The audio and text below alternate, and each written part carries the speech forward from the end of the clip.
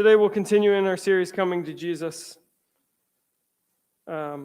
reading from John chapter 14, verses 1 through 14.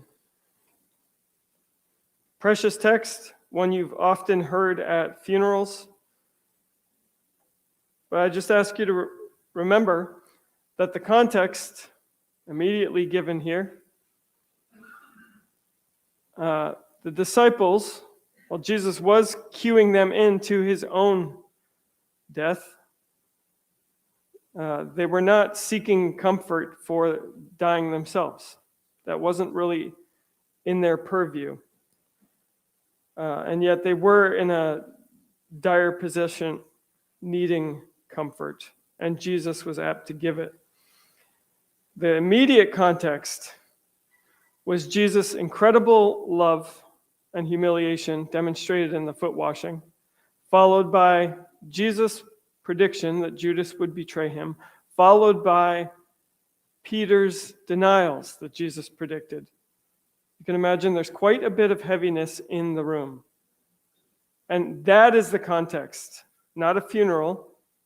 And if there is one, then it's Jesus' funeral that's in view. But that's the context for these words. And it begins so preciously. John 14:1. Please hear the word of the Lord. Let not your hearts be troubled. Believe in God. Believe also in me.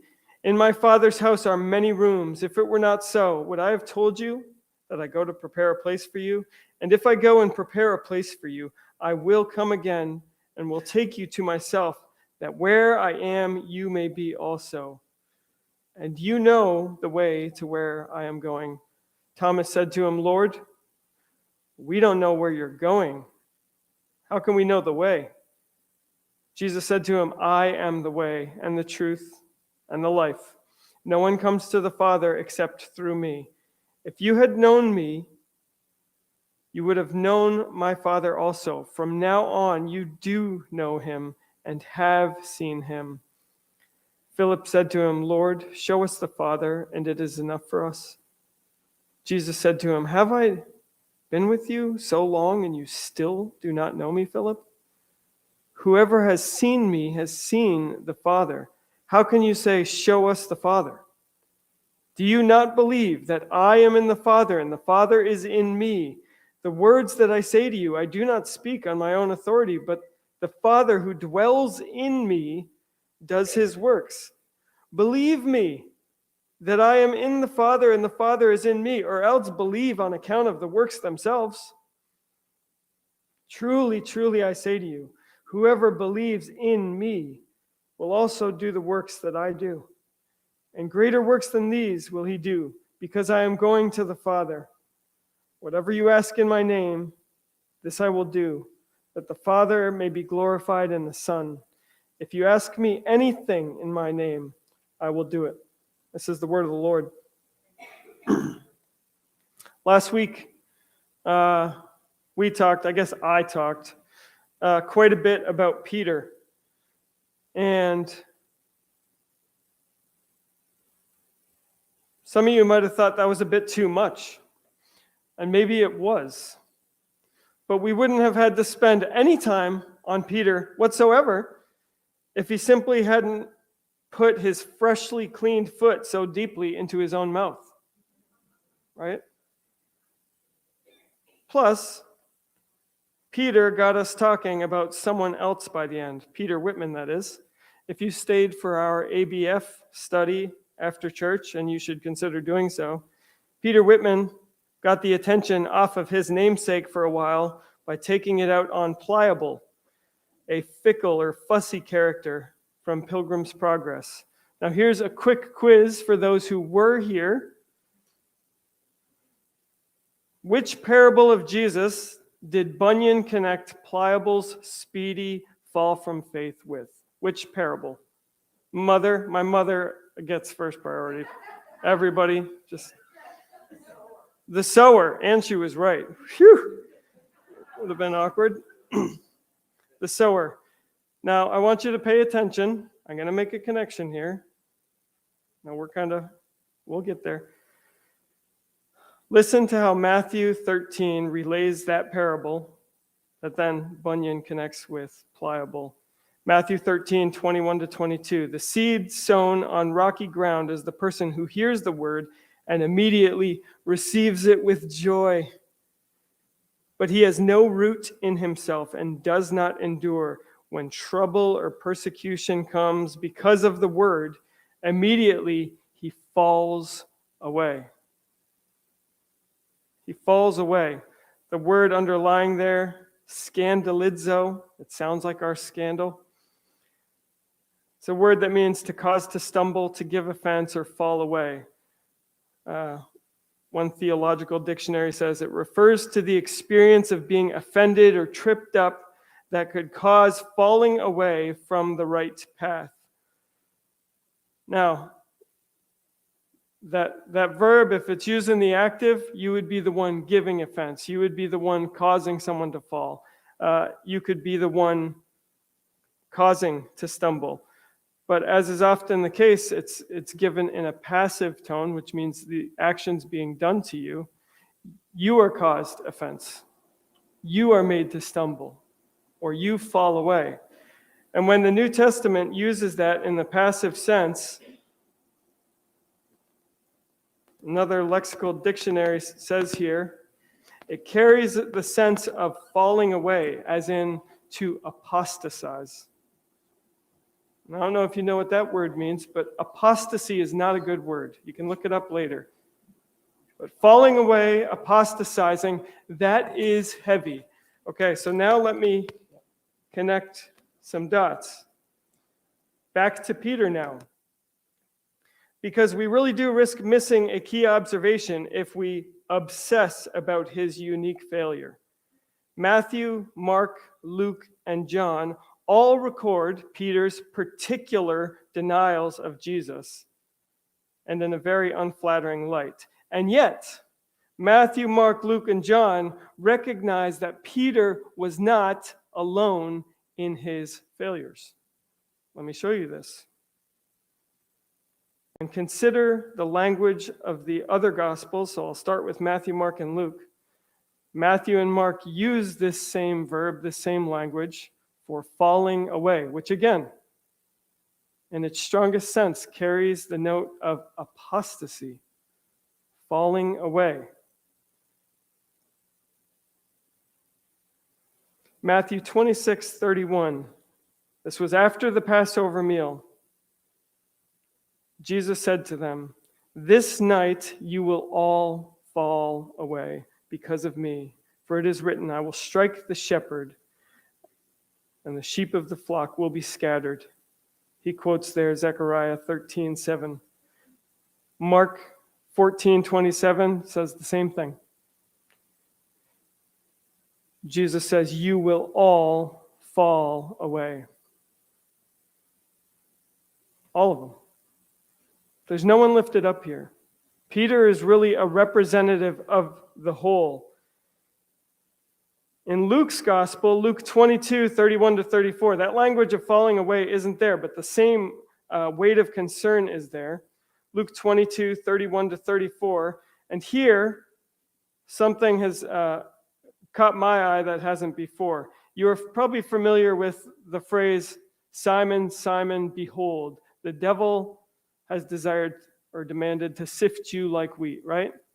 What you may not have known, and I didn't know either, because again, unless your English Bible has a really good set of translator notes, you don't know when that you is singular or plural, because the Bible doesn't translate y'all.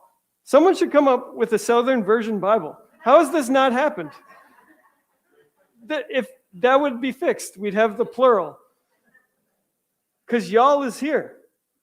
The New English translation, it adds Simon's name at key points and it expands things. It makes it a little more dynamic here so that you can pick it up. The New English translation is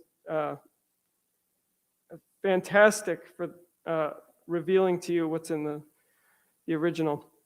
"Simon, Simon, pay attention. Satan has demanded to have you all." There's the plural. Isn't that interesting?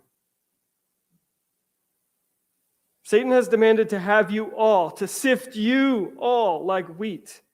But I have prayed, and now it's the singular 4 times. There is a unique focus on Peter. But I have prayed for you, Simon, that your faith may not fail. When you have turned back, strengthen your brothers. Needless to say, although Peter's failing across all the Gospels was pointed out particularly, he was by no means alone in his failure. Come to think of it, the only one who was really alone on that fateful night was who? Jesus. And yet, because he was with the Father and in the Father, he was still not entirely alone. John 16:29-33 relays this. And now you see how it's even in John's gospel, it relays that Peter is a representative of the whole of that group. John 16:29-33, his disciples, so Jesus is continuing this same dialogue, which stretches all the way to chapter 16, 17 into the prayer. His disciples said, "Look, now you are speaking plainly and not in obscure figures of speech.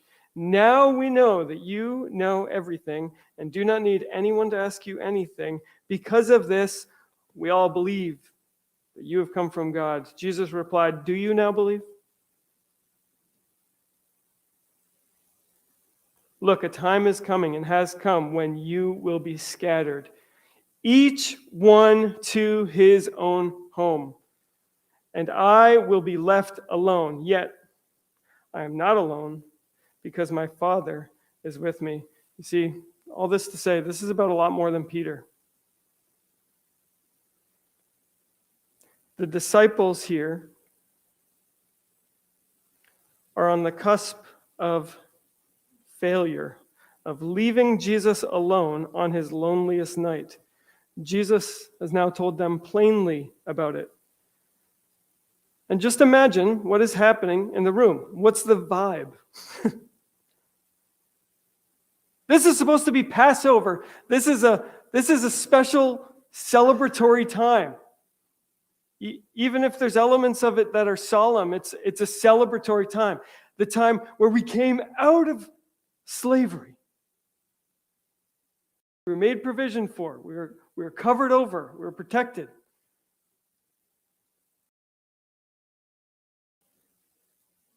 But in this room, everything's falling apart. I don't think that's an exaggeration. What do you think was going on in their hearts? Judas has left the building, not just metaphorically, which we don't know how early that happened. Maybe he never entered the building. But Judas has left the building. Peter is beside himself with confused zeal. The rest have pained, doubtful expressions on their face because Jesus not only told them they will all fall away, but to add to that, he said that he himself is going away. Okay? Star player of the team, captain of the team, and he's leaving. And it's not like it's going great with the rest of the squad.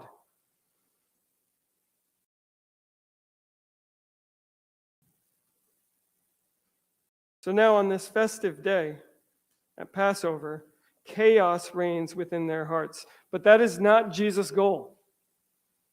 Jesus' goal is not chaos, not in the world, not in your heart. That's not his goal. And yet the world is chaotic and our hearts are chaotic.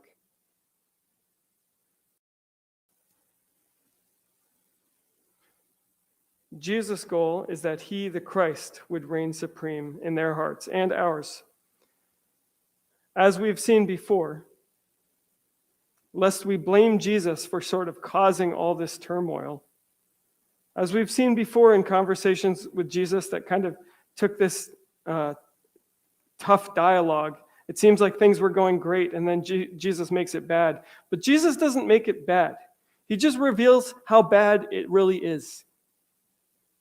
He pulls that wallpaper back. It's like, oh, that wall is moldy. I did not realize. But the mold was still there. It's not, you, you don't get blamed for the mold because you pull the wallpaper down.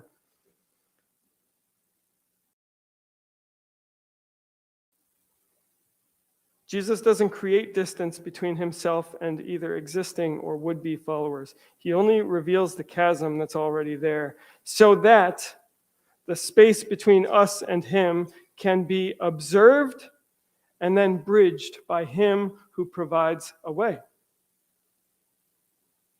He who is the way, he's the way. So that's what's happening in this dialogue. It's not that Jesus made the disciples who were otherwise calm and relaxed restless, but he only revealed the fact.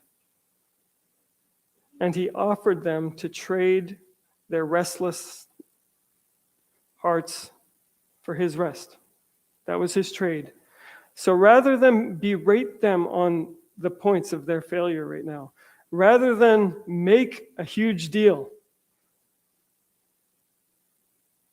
of their extreme failure at a pivotal time, rather than harp on that and bring added guilt and added shame, Jesus does reveal it. He does point it out. He does let them see it. But then what does he do? He says what really God can only sanely, safely, meaningfully do. He can come in and say, don't be afraid.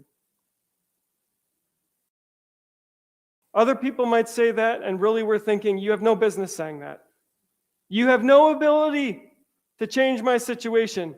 You have no reach here. Who are you to say, don't be afraid? But Jesus, as God, he can say it. He can actually walk in to that trouble.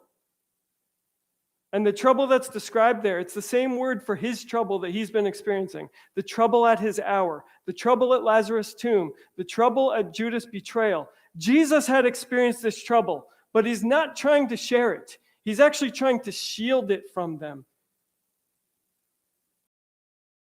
He's got to bear this trouble, but he relents for them. He has mercy upon them. He shields them. He's dealing with all of this, and he says, but let not your hearts be troubled.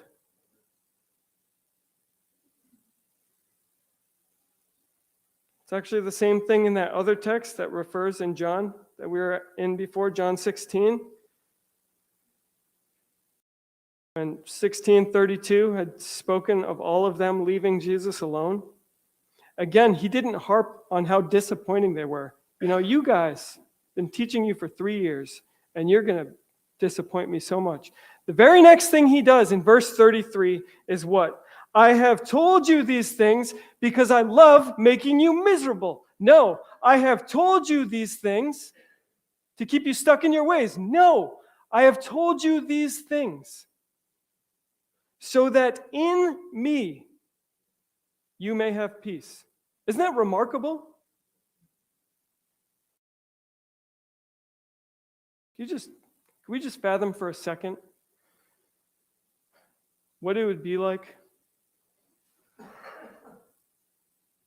Be it friendship, marriage.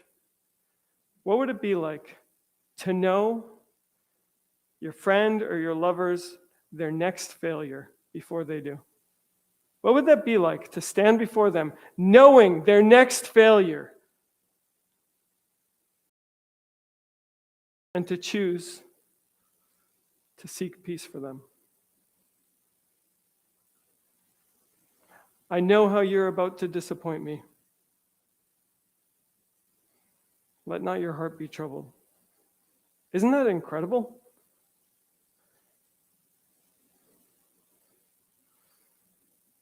Why should their hearts not be troubled? The things that Jesus has described are pretty troubling. It seems like the perfectly appropriate reaction, let's be honest.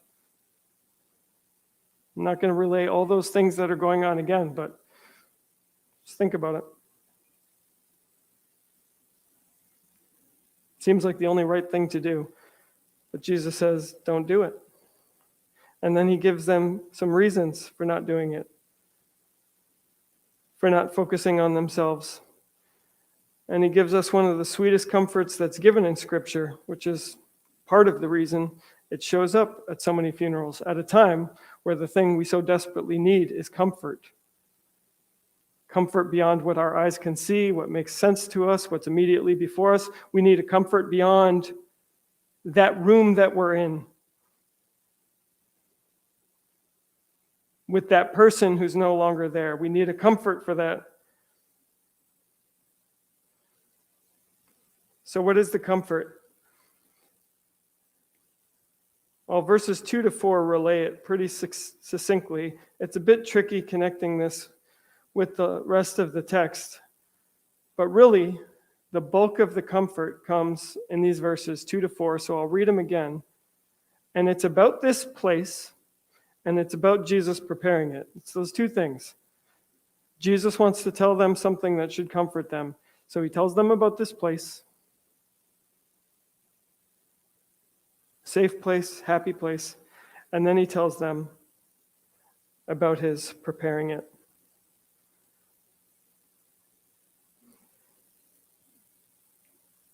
In my Father's house are many rooms. If it were not so, would I have told you that I go to prepare a place for you? In some translations, that's put forward as a statement rather than a question, which I think actually might be a bit better. If that's the case, it would read like this. In my Father's house are many rooms. If it were not so, I would have told you. I go to prepare a place for you. And then he continues, and if I go and prepare a place for you, I will come again and will take you to myself, that where I am, you may be also. And then he says, and you know the way to where I am going. And some ancient manuscripts actually include here, you know the way to where I am going. Or rather, where I am going, you know, and the way, you know. So it emphasizes both elements in some manuscripts. In either case, it befuddles the disciples. First, before we dialogue with that confusion, if we even get time to get there, what exactly is this comfort? What place is so marvelous, so wonderful, that it can bring them out of the place they're currently in, their present misery? What place is so grand, so beautiful, so lovely to behold, so comforting, that it can draw them, lift them out of the place they currently are?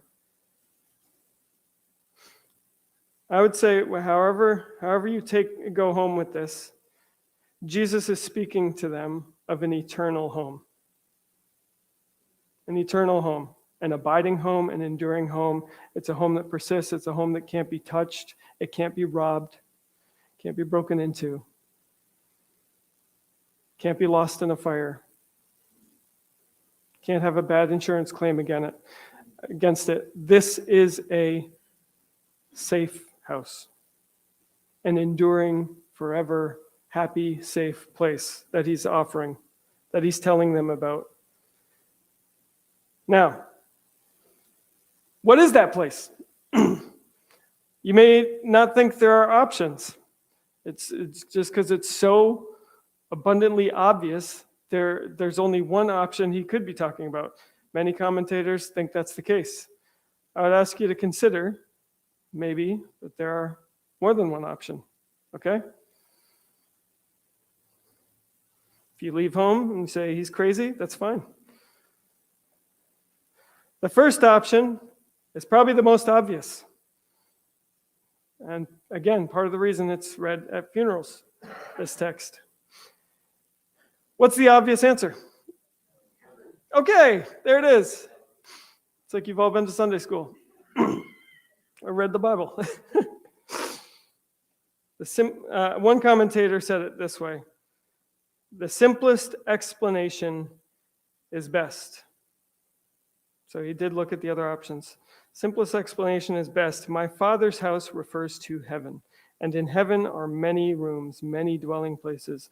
The point is not the lavishness of each apartment, but the fact that such ample provision has been made that there is more than enough space for every one of Jesus' disciples to join him in his Father's home.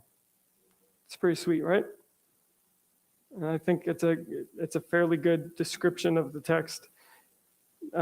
Depending on your version here, maybe you have here, there are many mansions.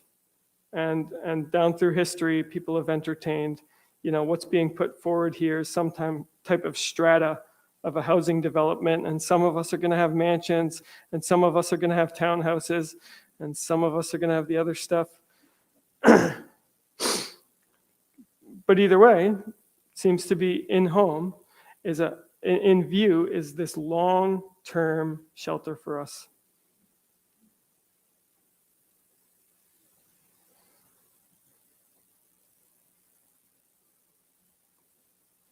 A facility for forever care.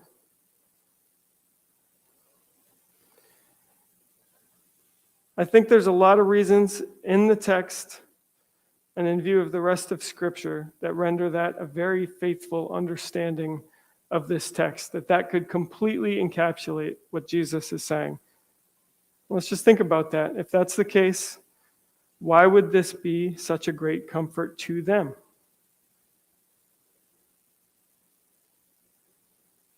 In this moment. I think that's where it gets a bit trickier if we make it this narrow. Again, they are not themselves facing uncertain death. And I'm sure they expected that Jesus, if he were to die, if his going away meant dying, that he would go to heaven. I'm sure they were rather confident about that. But why would it bring peace? Why would it calm their hearts in the present?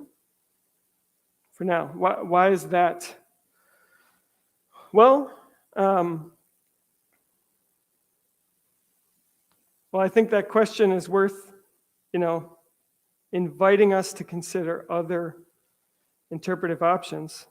Let me try to give it its best.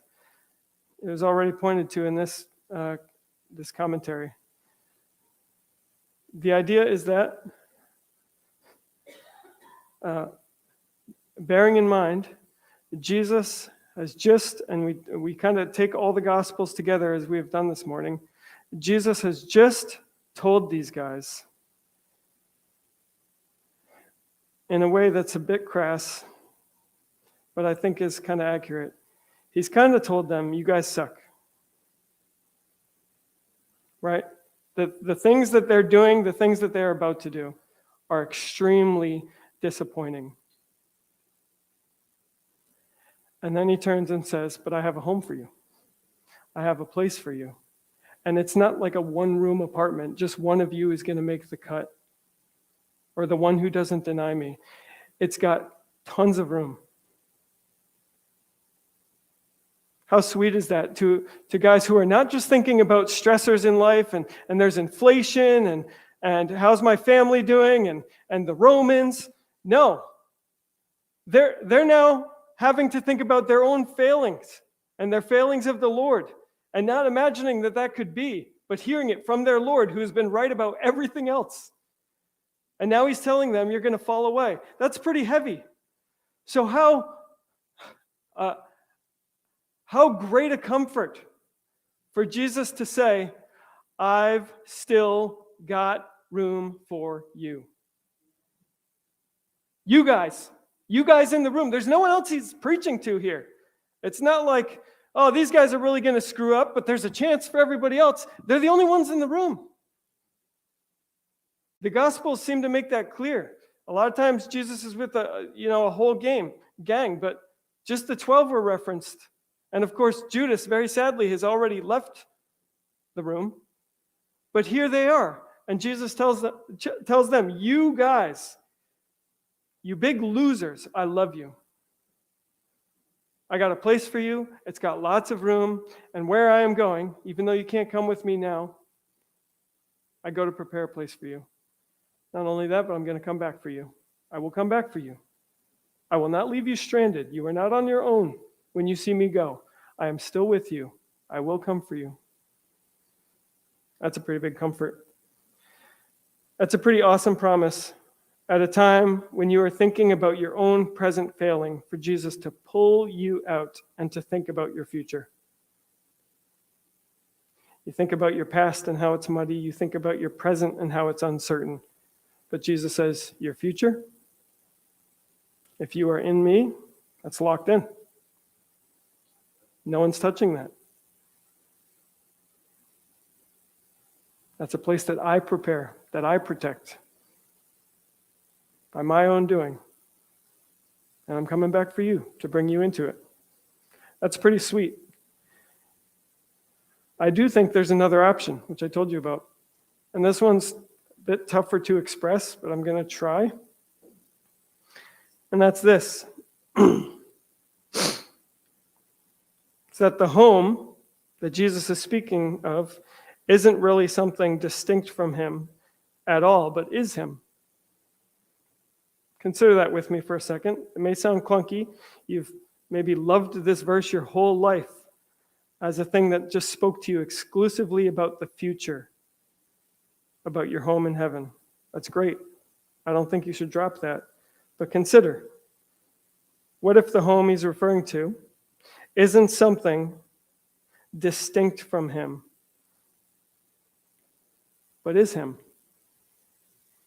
Now, let me give you one textual defense of this, because that might sound like, oh, that's just esoteric nonsense. Jesus has talked about his Father's house before. In this text, he's talking about his Father's house, right? Is that what he says? Yeah, verse 2, in my Father's house. Has he said that before? Has he said that phrase before? My Father's house. Come on. Has Jesus talked about his Father's house before? Yes. The temple. Okay? So when he was talking about his Father's house there, he was talking about something that was there in the present. He wasn't talking about heaven. He was talking about the temple. What do you think the disciples would have been thinking about when he talked about his Father's house? A place with many rooms. What was the temple? The temple was the Father's house. The temple was the supreme place of God's presence among the people. It was the holy place. And on the room front, the temple is absolutely chock full, the whole temple complex, with rooms where his ministers, his priests would be. And who are these guys in Jesus' kingdom? His ministers, his priests. Interesting. What's even more interesting than that, because I don't think what Jesus is saying, okay, so let me not confuse you. I'm not saying Jesus is saying, don't worry, there's a temple over there. That wouldn't be much of a comfort because they've been kind of pushed out of the temple. Don't worry, there's a temple over there with a lot of space. No, he is talking about a temple that he's going to prepare. So again, go back to Jesus. This is chapter 2 of John.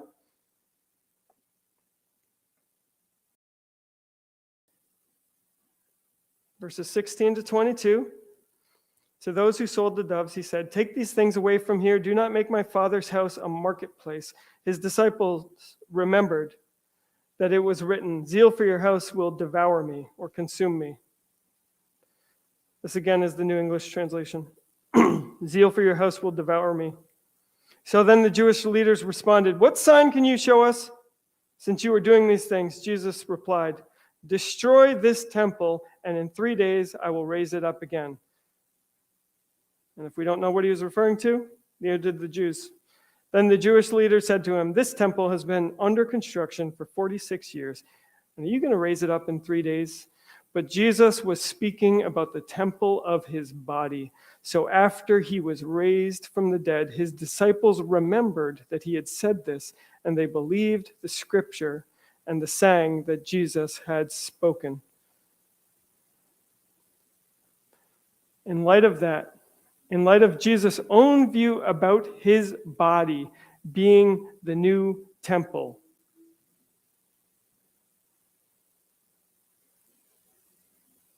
that people who would want to come to God would have to come to that temple and be in him to be in God's holy presence. In light of that, is it possible to consider that the comfort that Jesus is giving here is not just about a future one, but a one that's actually right around the corner, that's going to reach them when Jesus is resurrected? That he's making a way through his very body, that he's preparing room for them in himself by going to the cross. Again, I know this is a bit tough to work with the text, but I think there are a lot of other reasons why this might be. But again, supreme among them is Jesus' own view about God's presence and where it dwells. Jesus has told them, I have become the dwelling place of God. You want to dwell with God, you dwell in me. To be with me is to be with the Father. So is it possible that when Jesus sang, let not your hearts be troubled, believe in God, believe also in me, in my Father's house are many rooms, that the facility that he's talking about forming for them is actually his resurrected self and their communion with him?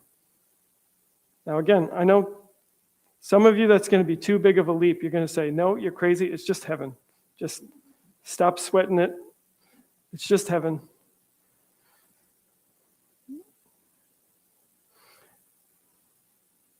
But like so many of the interpretations I've given you in John, when there's ambiguity about possible interpretations, John has often crafted his language such that we can and maybe should hold two things in tandem.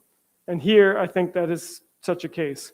We should go to this text as a hope for a future home in heaven, but we should also realize that Jesus has made a home for us already. Okay, we are not homeless. That is a bankrupt view of the present Christian life. We are not homeless. And that's not just because we'll have a home one day, it's because we have a home now. And I think that is part of what Jesus was trying to express here and why it was such a comfort. They would have a home with him. And he talks about preparing a place. Now, again, think about if we make this a strict meaning. This is just preparing a place in heaven. What do we think that means? That he's going and like cleaning up the room? He's going making things nice and tidy? He's like reworking the artwork? The language here of preparation is tied with his going. I will go and prepare a place. If I go, I will go and prepare a place for you. So there is a direct connection with the preparation that is being made for us to have a home, an eternal home, connected with his cross. Because otherwise, there's no way home. There's no way home. But the cross makes a way home, which lends itself to the explanation when then Jesus starts talking about the way. And then they're confused about that, and they want to geolocate it. And, I just give me the address, because these directions are not good. And Jesus says, the directions are fine, because I am the destination, and I am the way to it. I am the way, the truth, and the life.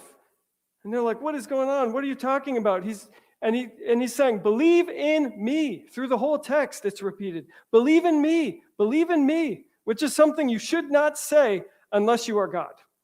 Let's just set the record straight. Jesus came right out of the gates in this, using the same verbs in verse 1 for God as he speaks of himself, both either in the present or both as imperatives, which would be commands. He could be saying, you believe in God, you believe also in me, which at some level is true, though their belief in him needs to grow. Or it could be given the command. In either case, the verbs are the same for both. Believe in God. Let not your hearts be troubled. Believe in God. Believe in me. Whoa! That's a close parallel, Jesus, you're making there. And when there's any doubt about it, and the doubt comes up through Philip, well, just show us the Father and that'll be enough. He's like, aren't you getting it? Believe in God, believe also in me. I am saying two things, but I am saying one.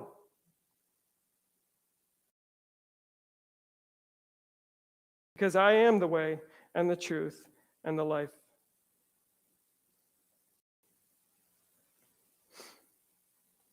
And Jesus prepares that way through his going, through his death, and also through his rising and his life. Jesus is giving us the right to be somewhere we don't belong by going somewhere he didn't belong, to the cross. And now we get to have a home. We get to have a home today. We get to have a home forever. But that home is only in Jesus. There's no safe house. There's no safe shelter apart from him. There are many luring places tell us they'll make us comfortable and make us at ease and make us feel at home, but there is no home for us apart from Jesus. He's it.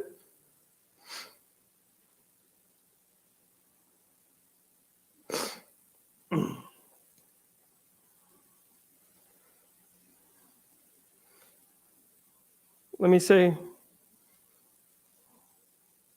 just one more thing about Jesus being the way, because many have rightly recognized here that Jesus is making a very exclusive claim. He says, I am the way and the truth and the life. But then he makes that exceedingly clear by adding the negative element, and nobody comes to the Father except through me. So he's got the positive and the negative, just to make sure we're picking up what he's putting down. I'm it for you guys. If you're holding out for other options, kind of keeping your options open, that's not a safe bet. I am the way. Many have been bothered by how narrow that seems, by how narrow the way is. You're saying Jesus is the only way? But too few have considered how broad this way is. This way is broad enough to fit literally anyone upon. Sometimes we focus on the narrow way, that narrow door. And the rest of the way is broad. But it's like, who cares if a bridge is narrow if everyone can get over from Newport to over here? Sure, the bridge is narrow. Sure, it's the only way. But there's plenty of room on it to get over. Jesus may be the only way, okay? And he is.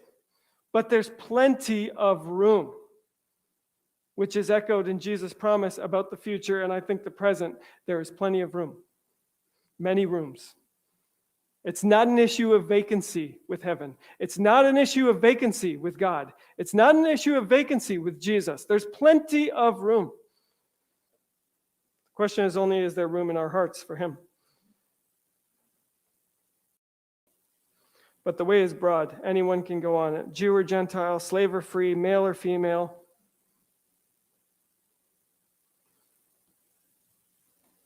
What are the prerequisites for following Jesus the way? You must be a sinner. You must be a failure of sorts, as the disciples were predicted to be and were. Okay? I check those boxes. I don't know about you. You must be a sinner, a failure. And then you must turn from the strange comfort that is your sin. And you must renounce whatever your claims of personal success, of having made it, of having made a home or built a home or made it your own. You have to be willing to renounce your claim to having arrived. You have to come before God with all your stuff and say, apart from you, I am homeless.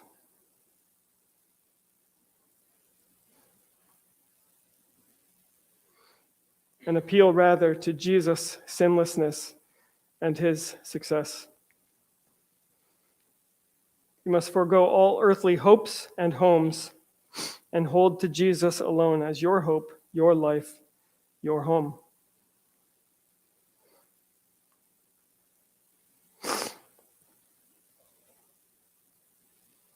Now, how do we get on this narrow way? This is pretty straightforward.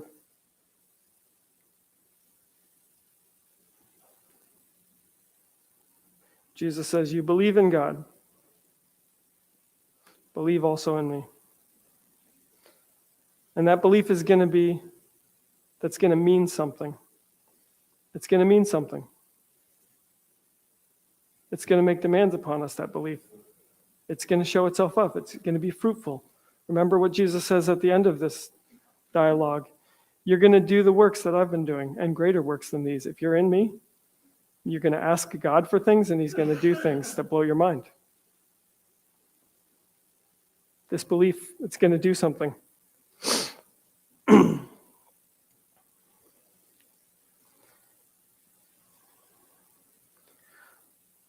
While the way is Jesus himself, and what he did on the cross is what he has done to bridge the gap between us and himself. The way we get on that way is by faith in him. It's as simple as it sounds, by faith in him. Persistent faith, not faith that never fails, but faith that never fails to come back, as the disciples did. Jesus has prayed. He had prayed for his disciples, and he has prayed for us to have a faith like that. Consider that. Jesus prayed that for Peter and the gang.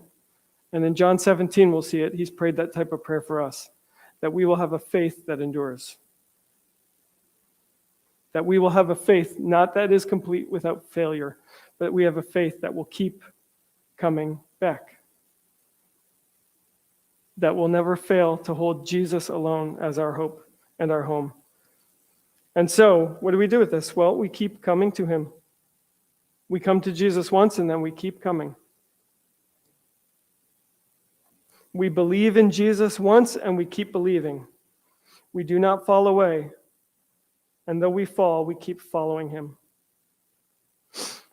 Jesus, for his own part, in the face of everything and all the failure that surrounded him, he loved his own even to the end. And he loves us and will love us even to the end.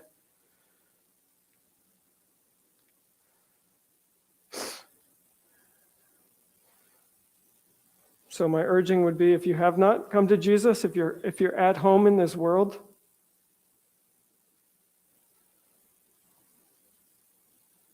what does that compare to being at home with God? And if you have come to Jesus, keep coming. Keep praying. Keep coming to his word. Keep coming to church. Keep coming. To come to Jesus is not merely to have a home prepared in the heavens, but it is to come home at the present. To be in Jesus is to be at home. And to work the works of Jesus is to work from home. So do so. Do his works. You're working from home. You are not homeless. He has given you a home. And yes, we have a glorious home awaiting us. Praise the Father, and the Son, and the Holy Spirit, who has made this way for us.